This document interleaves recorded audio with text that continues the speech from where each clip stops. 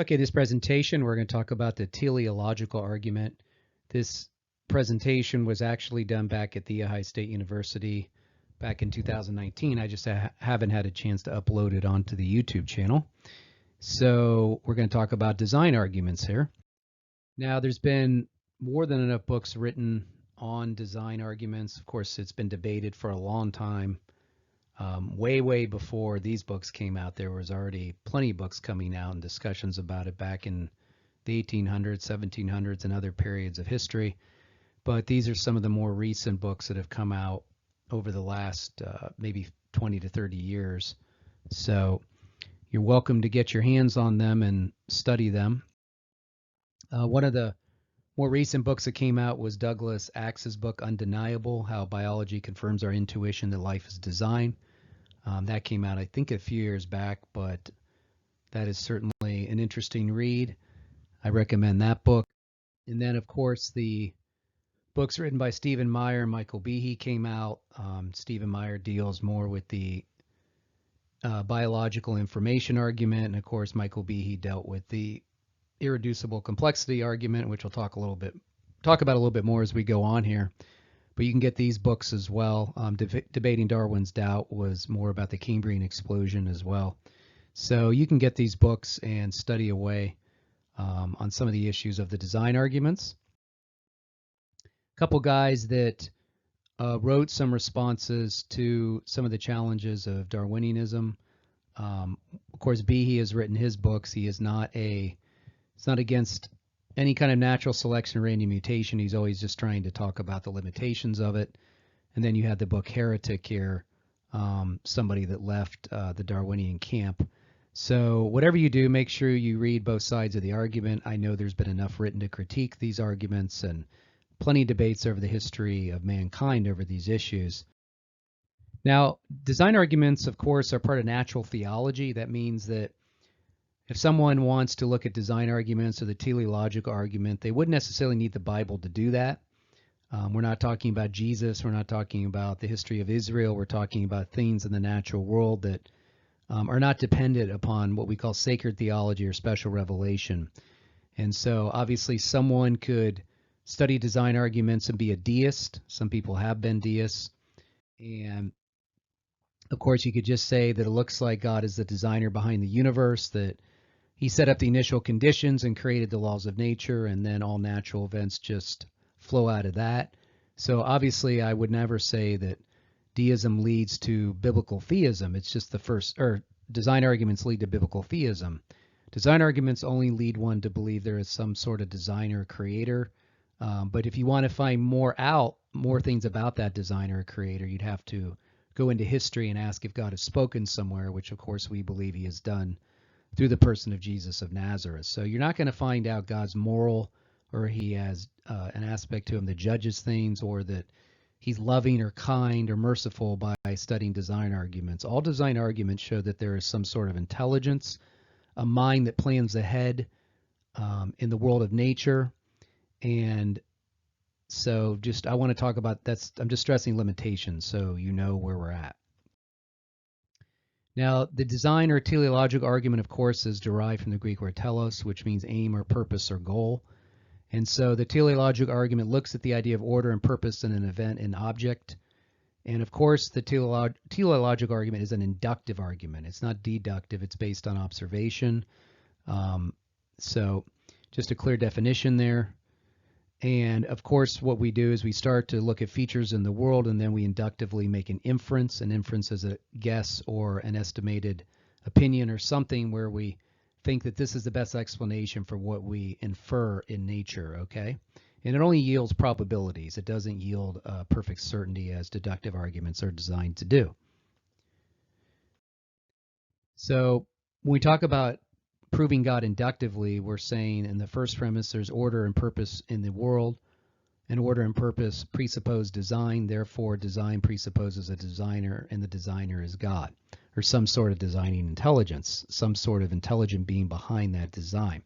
So as I said, these are inductive arguments. Elliot Sober wrote this book called The Design Argument. He defines design arguments the following way. He says design arguments for The existence of God begin with observations, but so do other arguments for that conclusion. What is distinctive about design arguments is they find the goal-directedness in nature. The observed facts are said to obtain because God wanted them to. Design arguments fall into two broad categories corresponding to two types of observation. Cosmic design arguments begin with an observation about the whole universe. Local design arguments start with an observation about planet Earth. So, as I said, in inductive reasoning, what we do is we make a series of observations and then we infer a claim based on them. We have to make an inference to what explains that feature in the world of nature or in that observation. Now, David Hume, of course, is well known for his what's called the Hume's problem of induction. He tried to come up with some arguments against induction that's been debated as well. He said, for an example, if he believes tomorrow he'll wake up in bed with the sun having risen in the east, that's based on the fact that the sun is always, or this has always happened, is based on uniform experience.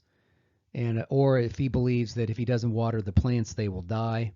If he holds a match to his curtains, they will set the house on fire. So obviously, life is based on uniform experience, that these inferences happen all the time, and life would be impossible without making these kinds of inferences. But Hume wants to know how we know the future will be like the past. And Hume's problem is that he says that we can't know. And so Hume thinks we must prove things instead deductively. He believes that the better arguments are in deductive arguments, things such as geometry and algebra. And so he tried to bring up this problem of induction. It's been studied in philosophy quite a bit. And what happened is, that we need to understand that God who made the world, there's a very good chance he endowed us with the capacities to function in that world and even understand it to some extent. And we try to infer patterns from our experiences and correct our inferences by experience. Obviously, we can make inferences about the past and based on inductive inferences, and obviously they can be corrected. There's no doubt about that. But Hume's argument's been heavily debated. Obviously, some people think there is no problem of induction, but you will run into that when you study induction. If you want to look more at deductive arguments, you can look at Edward Fazer's book, 5 Proofs of the Existence of God. That's where he's giving deductive or rational argumentation for God's existence. He's using philosophical proofs. And of course, when it comes to inferring the best inference the best explanation, we're talking about what's called abduction. That's actually similar. Induction is somewhat related to abduction, which means you see a feature of reality in the natural world, you agree that something needs to be explained there, you agree on what needs to be explained. For example, if you saw the design of the DNA code or you saw the fine-tuning of the universe, it's not so much that we disagree that it's there. We agree that it's there. That feature of reality is there. We just don't agree what explains it, whether it's a designer or not a designer. So what we do is we always compare the evidence to the potential explanations and try to determine which explanation was in fact the most reasonable inference in light of the evidence. And this is why sometimes I think that when Christians say everything is so complex, they need to define it in a more clear fashion, because sometimes they'll say, well, the world is just so complex, or the universe is so complex, there's no way it could have just gotten here on its own, or it couldn't happen by randomness or chance. I think they need to be more specific. And I think what we're saying is, number one, a specific object or event can't be the result of unguided natural processes. Secondly, a specific object or event can't be the result of chance or coincidence. Therefore, thirdly, an intelligent agent is involved who has the ability to plan ahead and think ahead with an end goal in mind. That's what we're dealing with the teleological argument. As I said, some Christians just don't define it very well when they say everything's so complex. Of course, remember, causes can be determined by studying the effects. These determinations can be completely accurate. The question is, can intelligent effects be produced by unguided, mindless processes? So, for example, if you look at these basic things, these pictures here, I know it's very basic. Of course, you could look at anything around you, really. It's everything around you is designed generally by some other agent or something. The question becomes, you look at cause and effect relationships and you ask, can a blind, unguided natural process think ahead and design a blueprint, collect the proper materials, construct the machinery, and then process everything in the right order? Obviously, nobody believes a blind, unguided natural process built that car or made a cell phone or built the Empire State Building or anything around you generally. Mostly, it's not the result of unguided natural processes, mostly. If you just take your day and look around your room, just about everything did not come as a result of a blind, unguided natural process. That's just common sense. It's intuitive. I'm not saying it's a 100% mathematical certainty, perfect certainty argument. I'm just basically basing this on what we know through common sense and intuition. So then you could ask something like, can a mindless process do the following? I mean, no mind behind it, completely unguided. Can a mindless process plan an education, which prepares us for the future to help us make a living? Can a mindless process plan our health ahead? We obviously have goals in our lives to live healthy and live a long life. We do things to stay healthy. Can a mindless process draw up a will and plan for retirement? Can a mindless process help government pass bills that always have an end goal in mind that plans for the future of humans? Obviously, an unguided mindless process can't do any of these things. It always involves an intelligent mind planning ahead, thinking ahead with an end goal in mind. And that, of course, is teleological. As we just said, that humans have a teleological aspect to them because we plan ahead and we have end goals. Of course, we make design inferences in archaeology. We find things in the past.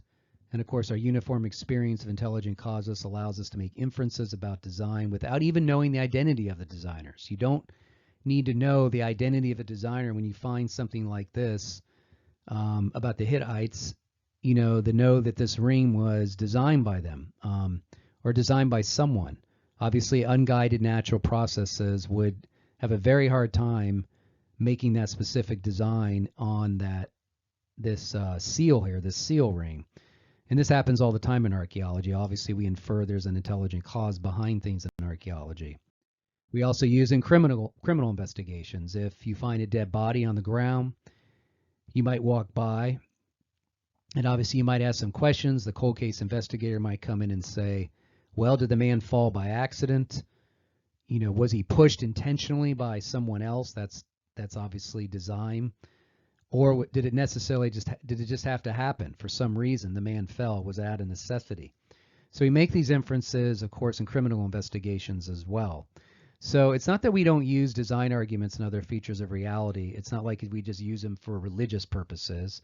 We use the design inferences in all kinds of aspects in our lives and all kinds of, we use them, of course, if you're a program developer or you're involved in IT work or you're involved in criminal investigations or archaeology, forensic science, there's intelligent inferences are made all the time. It's not like it's restricted to just strictly religious explanations or what people always complain about, that it's creationism or something. If you walk down the beach, you see the sandcastle. Obviously, you're going to know that this was designed. It was not made by the sand and the wind and the erosion. And of course, the sand dune is the opposite. So we make design inferences in nature all the time. Same thing with Mount Rushmore, same thing with Grand Canyon. Very basic. I'm not trying to act like this is a drop-dead argument for design, just very basic intuitive knowledge that we know that the natural laws by themselves could not make those faces there. They were carved out by an intelligent being. We already talked about Hume's problem of induction. And as Hume says, I've always experienced that X causes Y, and you foresee next that X that you encounter will cause Y. The question is it logically possible, however many of my experiences of X causing Y, it won't happen the next time or next week or next July? And as I said, we make corrections and inferences. It's not hard to do that. But in many cases, the same causes will have the same effects, or same effects will always have the same causes. And there's no doubt that to say that, for example, let's go that slide I just had about the sandcastle, I think from whenever humans came into existence up to this date, 2020, we would agree that that sandcastle was always caused by an intelligent being. No wind or erosion would ever make that sandcastle. So to say we can't know that the same effects will have the same causes is just kind of faulty reasoning. And as I said, now there's something we call specified complexity. That's where something is specified ahead of time, not fabricated after the fact. That means that agent had a specified goal ahead of time to build that sandcastle. He knew what he wanted it to be, or she knew what it needed to be. They didn't do it after the fact, or Mount Rushmore. Obviously, a design can be the mere pattern caused by natural forces. I do agree with that. Waves sometimes might cause ripple marks on a sandy beach. That can happen. And then, of course, we have Richard Dawkins' book, The Blind Watchmaker, where he said, biology is a study of complicated things that give the appearance of having been designed for a purpose. So that's a very interesting comment. But in his book, The Blind Watchmaker, he believed that natural selection was the blind watchmaker, is the blind watchmaker, because it's blind because it does not see ahead, does not plan consequences, and has no purpose in view. Yet living things, results of natural selection, overwhelmingly impress us with the appearance of design, as if by a master watchmaker, impress us with the illusion of design and planning. So he tried to make it sound like no matter what design you see in the world of nature, it's really natural selection mimicking a blind watchmaker of some kind. Of course, there's been many criticisms of his book, but the point is that there's someone, an apologist for atheism, that really tried to show that there was no need to posit there was an actual God or designer behind those things. But it's interesting, he does say biology is the study of complicated things that look design. Then we had Thomas Aquinas's teleological argument. Of course, Aquinas has forever left his mark on philosophy and theology. But he said here, every agent acts for an end, even natural agents. Now, what acts for an end manifests intelligence. But natural agents have no intelligence of their own. Therefore, they are directed to their end by some intelligence. So for Aquinas, of course, some of his arguments were directly related to Aristotelianism. When he comes to Aristotle's four causes, we have what's called the material cause, the formal cause, the efficient cause, and the final cause. You see these four kinds of causes in every area of reality.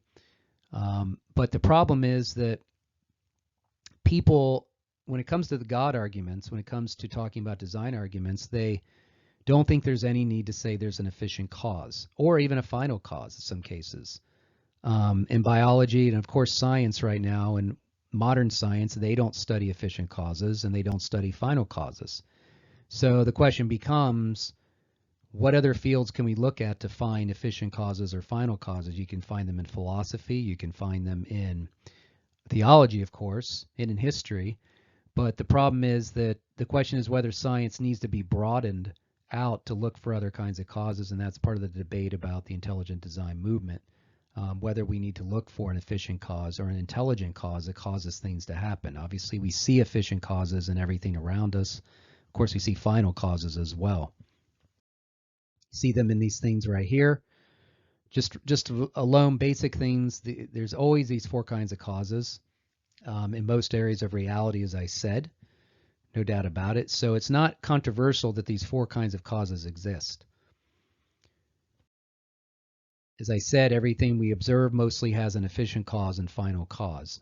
The question is, why do we take these out of more even complex things or complicated things like the universe or first life or the human body or the things such as our DNA code or something like that? Why do we say there's no need for an efficient cause or a final cause?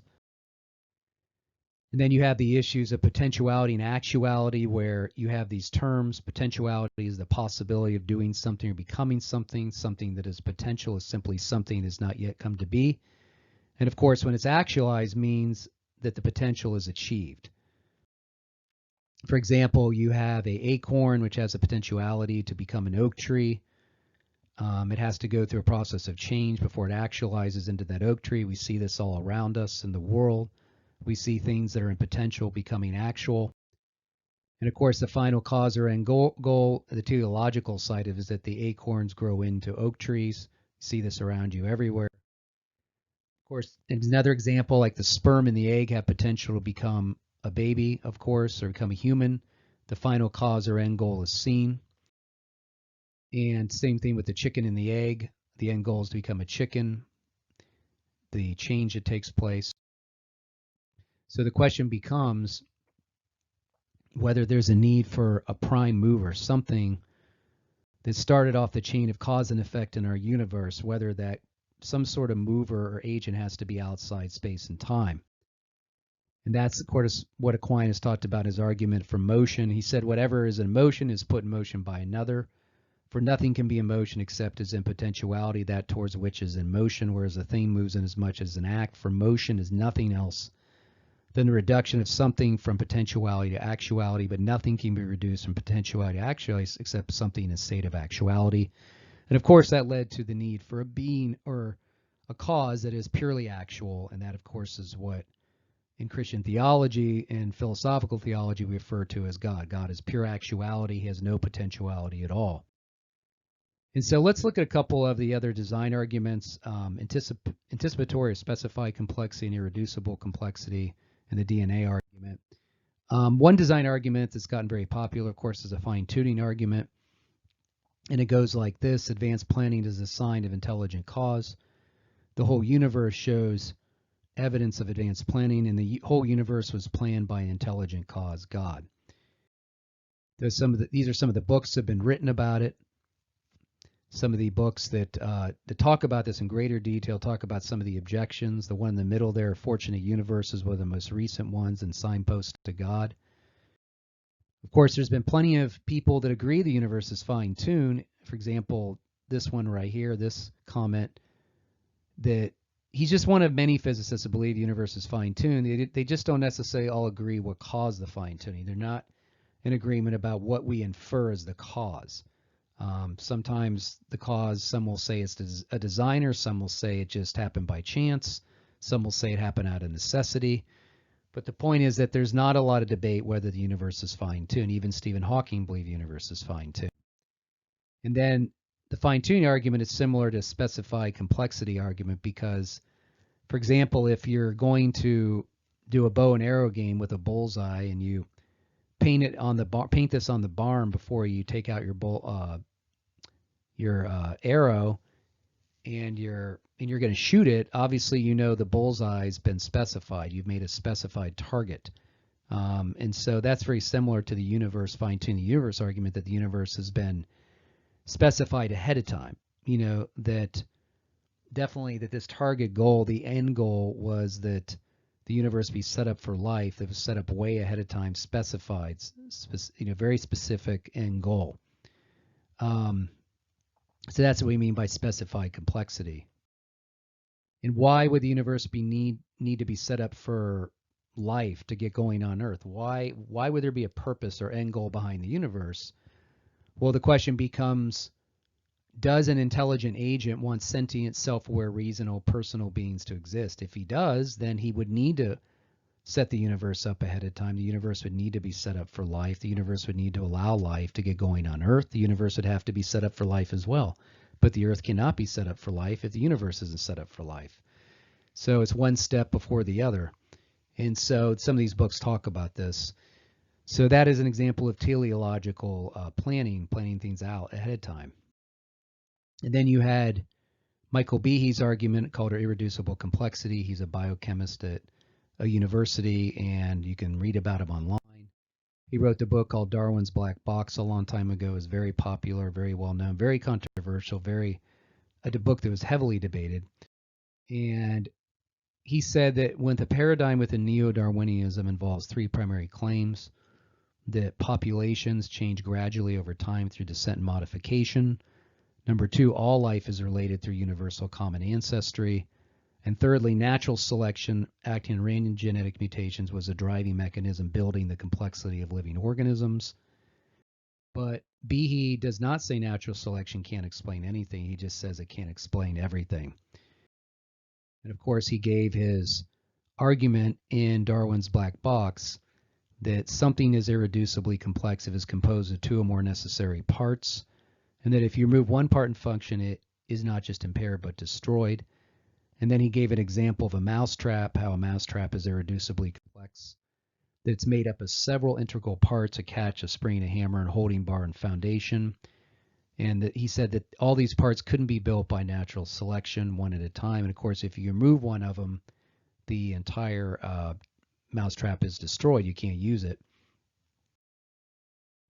He gave an analogy with the beetle here, that a beetle has an extraordinary defense mechanism, which basically said that the bumblebee had to come together and had to be you can't take one part away as well, and it had to be natural selection could not account for that. Now, Behe has had a lot of critics. No doubt there's been criticisms online by biologists. Ken Miller has been one of them. There's been plenty of critics. But Behe just recently came out with a book after all these years, which it took a long time, 10, 15 years or so or more, or 20 years even. So he came out with a book last year responding to his critics. You can read about that there. I have not read through the book completely, but I do know it's out. But if you want to study the argument that he gave and study some of the criticisms and where he responds to them, you're welcome to read that. Then we had the biological information theory argument. That's another design argument. This is a study of the DNA and how the information in the DNA looks like it came from an intelligent source. Stephen Meyer has been the one that's kind of led the way on this one. There's been some other books that come out in the middle there. Thomas Woodward's book. Stephen Meyer's responded to some of his critics. He's written a response and signatures of controversy, and then, of course, debating Darwin's doubt. So it's good to see that even though people are writing books on design, that they know they have their critics and they're trying to respond to those criticisms. So they are aware of them, and they know that these are controversial arguments, but they certainly are trying to provide resources to see that they have been responding to critics. DNA, of course, are the instructions or blueprints for the human cell. It tells a living cell that it needs not just to be any DNA, but DNA that encodes functional proteins. Bill Gates, founder of Microsoft Office, says that DNA is like a software program, only so much more complex than anything we've devised. Of course, even Dawkins said about DNA, he said the genetic code is truly digital in exactly the same sense as computer codes. And so DNA has these 4 letters, A, T, C, G, that comprise DNA and encodes the information to alphabetic or digital form. And to be functional, of course, a protein must have a very specific sequence. Francis Crick said for any particular protein, the amino acids must be joined up in the right order. So the question becomes, thirdly, number 3, did nature invent a way to combine these amino acids into sophisticated protein machines? So if we use an analogy, it would be like this. If you're going to go build a home, which I have done, you have to obviously pick up a plan for the home from an architect. You have to have it designed by an architect. You sit down with him, come up with the house you want to build. But before the architect even draws up that plan, the information has to be stored in his mind. Then he writes a specific set of written instructions for the builder to use. I was the builder, actually, in this case. So I picked up the plans that came from the mind of the architect, which he put down in blueprint form. So another analogy might be that when a programmer writes instructions for a computer, before the instructions are written for the computer, the information first originated in the mind of the programmer. So what we're asking is, as an analogy, if the DNA code is a written set of instructions which tells the cell what to do, where did that information come from, and how could it be a material cause that came up with that information ahead of time? We know all information, all these instructions and anything come from an intelligent source, so why wouldn't it be the same for your DNA? Of course, that's debated. Stephen Meyer's responded to a lot of criticisms. You can read it in his books there, but of course, that's just the gist of the argument, what we're talking about. So the argument goes like this in summary: the sequence of base pairs in DNA is a code. All codes originate from a mind. Therefore, DNA originated from a mind. This is talked about a little bit in Perry Marshall's book, Evolution 2.0, Breaking the Deadlock Between Darwin and Design. You can read that there. Now, some people complain about bad design, about there was junk DNA, but of course it was turned out that junk DNA was needed They said that about 90% of your DNA does not encode proteins. The non-protein coding portion was just labeled junk, and it was attributed to molecular accidents that have accumulated in the course of evolution, but then they found out the junk DNA was needed. So anyway, that's written a little more in detail in that book right there, The Myth of Junk DNA. Sometimes people complain about needing optimal design. If God is a perfect designer, why are some things designed so poorly? Of course, sometimes we respond with a theological issue. The fall of man has caused a lot of problems. Secondly, of course, suboptimal design doesn't mean there's no design. Your car isn't designed optimally, yet it's still designed. Some design requires trade-offs. Laptop computers must strike a balance between size, weight, and performance. Larger cars may be more safe and comfortable, but they're also more difficult to maneuver and consume more fuel.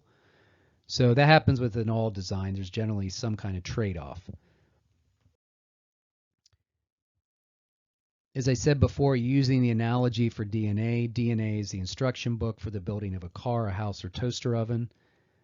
Epigenetic modifications are like handwritten notes in the instruction manual on the best time of day to put the object together, what conditions you should look or should not build the object. RNA is the tools you'd use while building the object in the communication channel, your physical labor, hammer, nails, bulldozers, walkie-talkies. Amino acids are the building materials. Lumber, sheetrock, cement, shingles, glass, tile. Proteins are the finished product, able to function when completed. Just like some man or woman at IKEA or instruction company that is there, they would have to write that instruction book for you to follow. And that's what we're saying, that that instruction book ahead of time came from a mind, and the information would have to come from a mind. There's some objections to this argument. Of course, they've been on. You can look these up. They're online. Of course, as I said before, Stephen Myers responded to these arguments or these criticisms as well.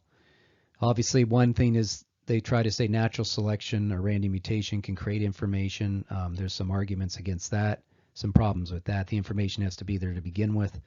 But you can look these up on your own if you want. And then finally, remember that many people around you, without having looked at it carefully, if there is no God at all, meaning no mind behind the universe, no mind behind the biological world, no mind or intelligence behind the cosmic beginnings of the universe, no mind behind your DNA code, no mind behind why Earth is set up for life, nothing. It just happened. And we're very fortunate. This would be the view that they would have. The law of physics from our present universe is one universe. It's one of several universes, but by chance it arose from a possible multiple universes, that we got the right universe set up for life. The first forms of life on Earth developed by chance, arising from primordial soup combinations resulted from the laws of physics plus accidents. And then the first concept of life originated purely by chance through genetic mutations and environmental randomness, and humans evolved by more improbable occurrences. So you're either a cosmic accident. You can't say, well, I'm not a cosmic accident, but I don't believe in God. Well, if you think undirected natural process has made you, then there is no mind behind any of that. There's no intelligence behind any of that, and there's no end goal. So you just need to be honest that this is obviously a general way of looking at it, but this is where you came from. That you got here through an accident. It was not planned out. There was no end goal in mind. It just happened, and you're very fortunate you got here. This is what some people believe, obviously, in universities. Of course, we can debate this, but this is just a little bit of a way to melt your appetite on design arguments to get you thinking that maybe there is some intelligence behind all this, that it didn't just happen as an accident. So have a good day, and hope this helps you to go deeper in your understanding of design art.